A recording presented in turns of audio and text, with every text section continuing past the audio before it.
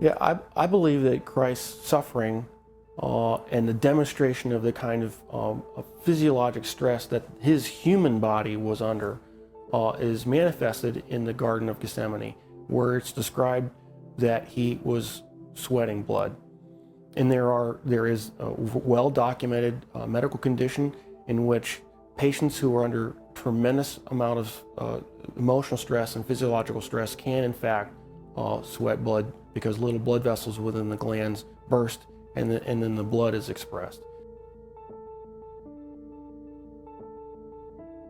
The scourge involved the use of a short whip with pieces of typically metal, sometimes bone, sometimes pieces of porcelain wrapped in these leather straps, which is then utilized to come across typically the back, the shoulders, the legs of the victim. And the first few passes across a particular body part would tear through the skin, the fat, but eventually, once the outer layers were torn away, it would start getting in the muscle and the tendon. And of course, along the way, you're ripping through all the blood vessels that supply all those tissues. And so you're losing blood the whole time. The plant that was described actually had a very long thorn, not the little thorns that we would think from a rose bush. These were thorns that were typically 1.5 to 2 inches in length. The scalp is one of the most vascular portions of our bodies. It had a huge blood supply up there. So then having those thorns shoved down into the, down onto the bony plate would have gone through all the scalp, which in and of itself would have created a huge amount of blood loss. I've seen people actually bleed to death from just a scalp injury. So it's not a small injury to have, who knows, dozens of these things shoved into your scalp. And so that would have caused more blood loss.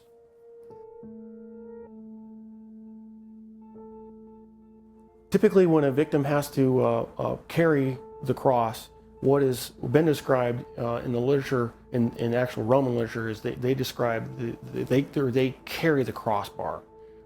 And the crossbar is estimated, alone, was estimated to weigh about 110 pounds. And of course, if your arms are stuck out here, wrapped up on the crossbar, and you fall down, you need help getting up.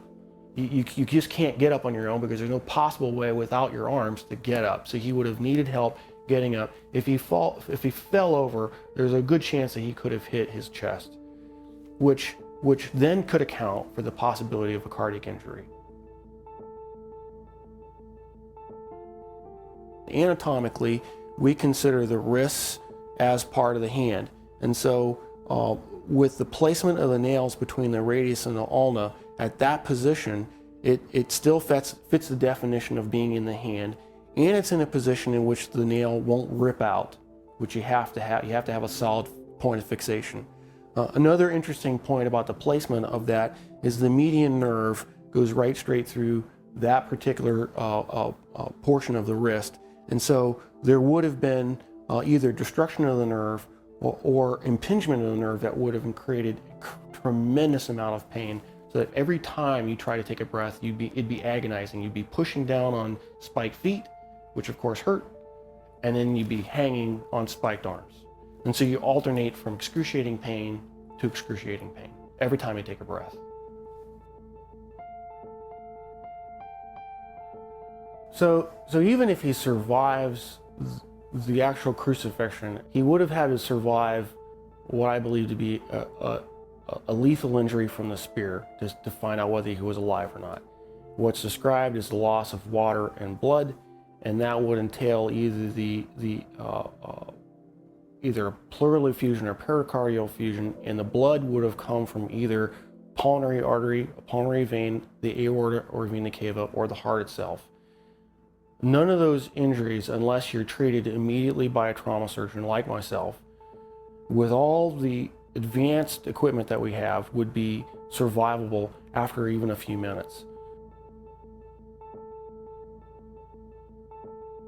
Christ, as the Son of God, could have survived anything. He chose to manifest himself as a human at that point in time and allowed himself to die. And being human at that point in time, he could not have survived this particular series of traumas. It's not possible. Christ as God could have survived anything they threw at him. But he chose to be Christ, the human, at that point in time to die for our sins. And that given that self-limitation of remaining to be human, he died. He did not survive the event.